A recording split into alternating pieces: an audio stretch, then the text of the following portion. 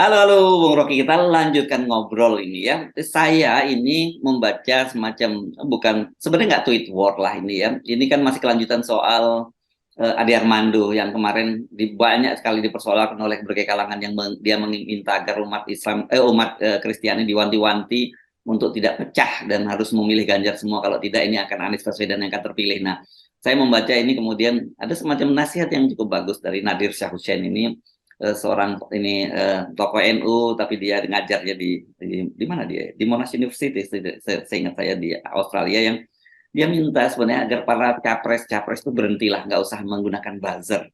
Saya membayangkan menarik ya kalau hidup apa Indonesia ini hidup tanpa buzzer gitu. Hidup tanpa buzzer, hidup tanpa amplop kan. Karena ya. buzzer itu kan identik dengan amplop, kan otaknya kan tergantung apa yang dipesankan oleh pemberi amplop, lalu mulai meraba-raba arah masa itu kemana tuh. Jadi perbuzzeran ini itu Rizal Ramli betul sekali itu, buzzer ini artinya rupiah, nggak ada istilah lain tuh.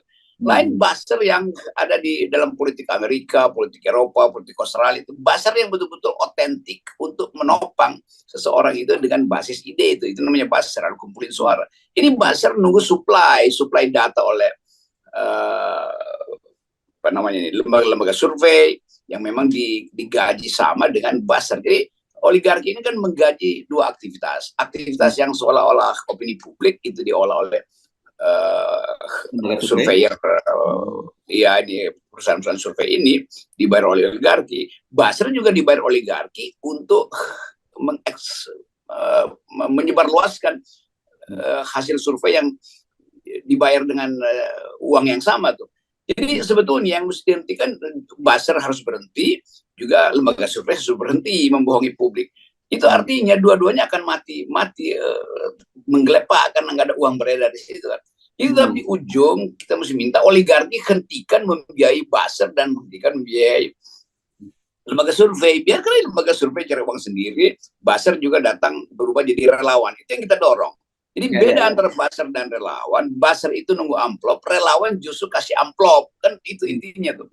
Karena itu yang bagus. Jadi kalau Pak dosen NU itu, Pak Nadir mengusulkan itu pasti menguntungkan demokrasi kan.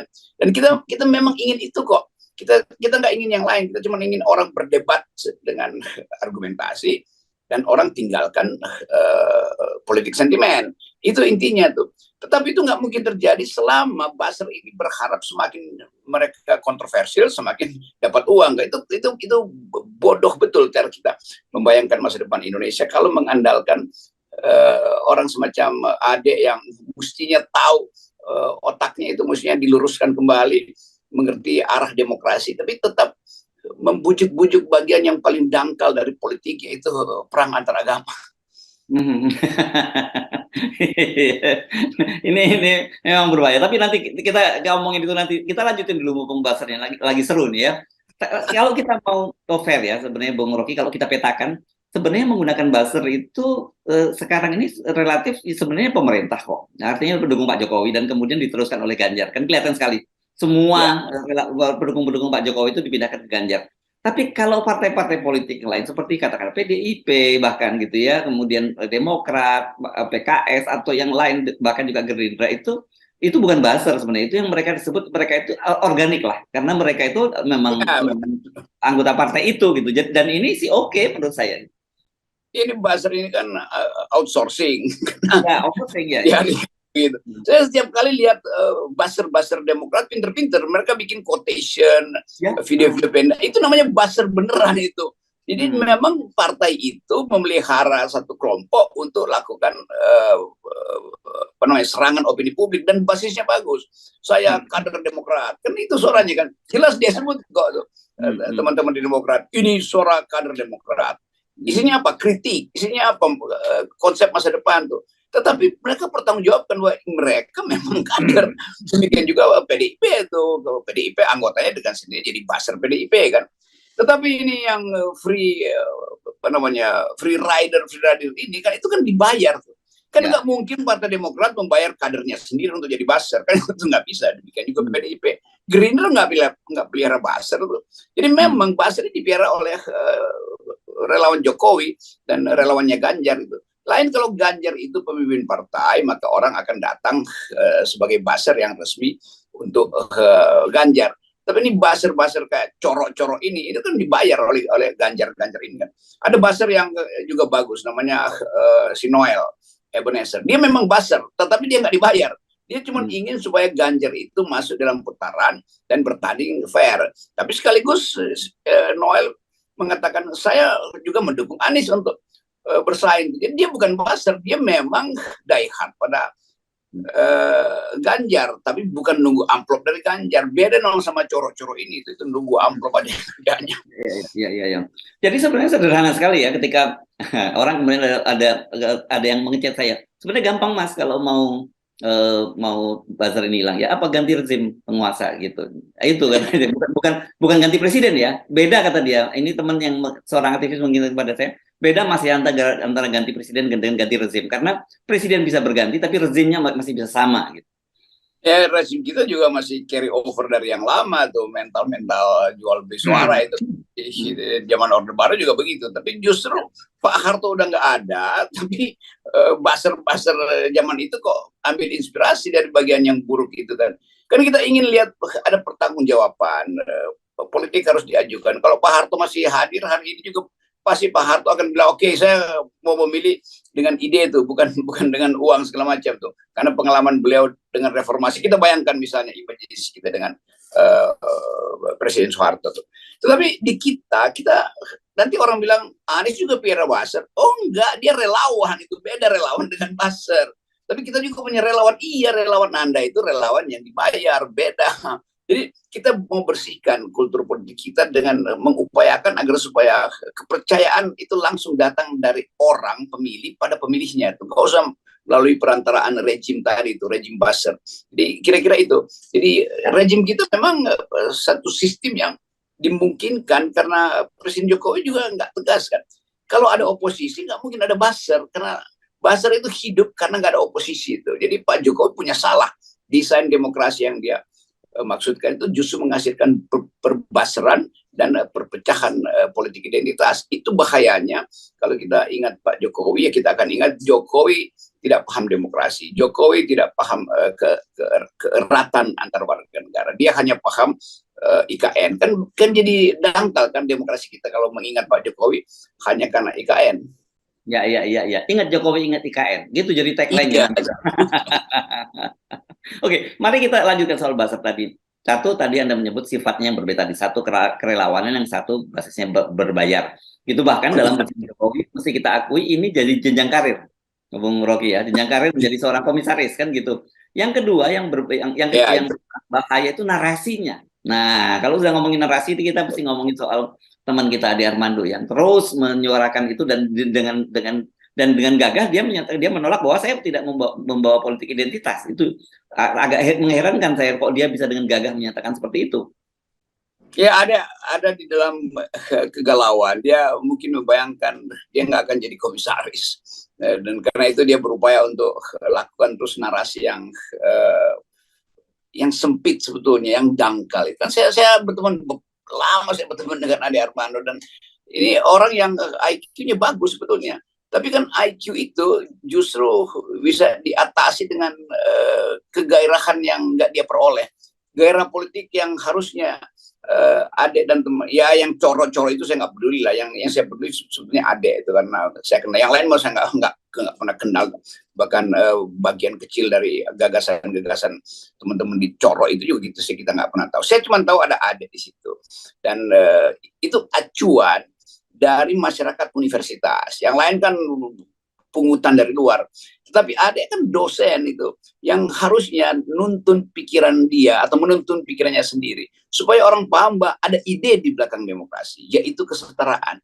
Jadi kalau akhirnya Ade merasa bahwa ya saya sekarang jadi berupaya untuk menghalangi Anies aja tuh, karena Anies akan membawa Indonesia ke negara Islam itu juga ngaco tuh. Bukan sekedar ngaco, apa konsepnya atau apa jalan pikirannya, tiba-tiba lompat pada semacam demagogi. Itu namanya demagog. Seorang demagog itu ngomong macam-macam tapi nggak ada konsep di belakangnya.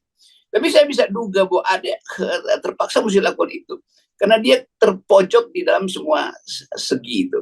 Secara intelektual sudah berhenti, sebagai pemikir kemajemukan juga sudah punah sebetulnya. Lalu tiba-tiba jadi apa istilahnya? Jadi ambisius untuk seolah-olah tokoh yang akan menyelamatkan kemajemukan. Nah, cara menyelamatkan kemajukan bagus, tapi dengan menghalangi Anies itu justru menunjukkan dia nggak paham betul kemajukan kan. Kita dorong semua aja tuh, ngapain kita halangi orang? Yang kita mesti halangi adalah 20% threshold itu intinya tuh. Jadi kalau threshold 20% Ade Armando konsisten kita halangi, maka nggak akan ada pembicaraan untuk takut bahwa mayoritas Muslim akan menang dan mayoritas Kristen akan terbelah, akan pergi pada Anies sebagian. Ngapain itu menguji itu pun hipotesanya itu berlapis-lapis. Karena itu tergantung pada status kelas seseorang, tergantung pada efikasi dia dengan psikologi pemimpin yang dia tuju tuh. Ada aja orang Kristen yang merasa bahwa ya ada kedamaian di dalam mata Anies itu. Mungkin orang dia tuh itu kayak mata nabi-nabi di dalam sejarah kekristenan misalnya tuh. Karena itu yang disebut personal efficacy terhadap seseorang yang mereka anggap punya gagasan tuh. Nah, orang yang lain menganggap ya Ganjar itu matanya kosong, ngapain kita pilih matanya cuma mondar-mondar di bola matanya sendiri tuh. Ya, kenapa kita mesti menyoroti soal ini? Karena menurut saya narasi yang dibangun oleh Ade Martono ini sangat berbahaya. Itu yang makanya kita tidak bisa dianggap. Kan kita sebenarnya jarang sekali mau masuk ke wilayah ini. Tapi ketika kemudian masuk wilayah agama, menurut saya ini big tabu gitu yang harus kita juga harus mau nggak mau harus kita halangi cara berpikir semacam ini. Ya itu satu waktu saya kaget panel sama Ade terus dia bilang, Saudara Rocky Anda kan ateis, ngapain ngomong? Jadi bayangin cara menghentikan pembicaraan itu dengan label itu. Dua hal udah berbeda. Dia nggak pernah uji apa saya ateis atau bukan. Dan yang kedua dia takut saya ucapkan sesuatu kan sebagai kritik argumen, kritik akademis. Ini juga yang diikuti oleh tolol-tolol yang di sekitar Coro itu kan. Yang nggak ngerti apa yang dia tahu tentang Indonesia, apa dia tahu tentang hubungan Indonesia dengan sejarah, apa dia tahu pikiran milenial tentang politik masa depan. Jadi semua hal akhirnya menjadi jelas. Siapa yang namanya buzzer yang real, yang berbasis pada ideologi partai, siapa yang buzzer yang tunggu arus aja. Jadi keterdesakan keuangan itu menyebabkan orang jadi tolol, gampangnya begitu. Uang yang menyusut itu menyebabkan otaknya juga ikut menyusut. Itu jadi apa ya? Itu jadi semacam aksioma gitu ya? Iyalah, karena dia dari awal, mereka ini dari awal diasuh oleh uang. Begitu uangnya hilang, pengasuhnya mulai merasa nggak penting, dia makin menjadi-jadi. Padahal kontraknya sudah selesai. Kan kontrak Jokowi juga udah selesai, itu kontrak Ganjar udah selesai. Itu yang saya percaya sekarang tinggal kalau siapa Ganjar, siapa yang berhak untuk mengucapkan Ganjar, dia tinggal Noel. Karena saya masih bisa bercakap-cakap dengan Noel tuh. Dan Noel memberi peluang orang untuk juga menghajar Ganjar. Kalau yang sana kan membackup Ganjar. Saya memberi peluang orang untuk menghina saya karena saya dianggap membela Anies. Tapi pada saat saya kritik Anies, nggak ada orang yang bela saya juga kan. Itu padahal ini permainan argumentasi aja tuh, gagasan versus gagasan tuh. Kalau saya puji-puji Anies itu wah hebat Rocky, begitu saya kritik Anies orang menghindar dari saya. Padahal semua ini untuk membersihkan politik. Anies tetap mesti diuji, dicela. Jadi pujian itu kan bonus aja tuh. Setiap pemimpin tampil dia mesti dicela dulu, jangan dipuji-puji itu. Jadi itu intinya, bukan kita cela orangnya, kita cela cara berpikirnya. Ya. Dan dengan kita mencela itu sebenarnya bukan mencela, itu lebih tepatnya mengkritik lah gitu. Tapi orang sekarang kalau dia mengkritik dianggap mencela kan begitu ya. Semakin kita kritik kan itu bahaya tuh. Fanatisme pada Ganjar itu bahaya, sama bahaya dengan fanatisme pada Anies itu sama aja. Fanatisme pada Pak Prabowo juga bahaya, fanatisme pada Puan juga bahaya. Kita nggak ingin politik diasuh oleh fanatisme, junto-federalisme. Yes, oke. Jadi kalau balik ke buzzer ini, semakin mendekat ke akhir dari jabatan Pak Jokowi akan semakin mengecil juga IQ dari para buzzer ini ya.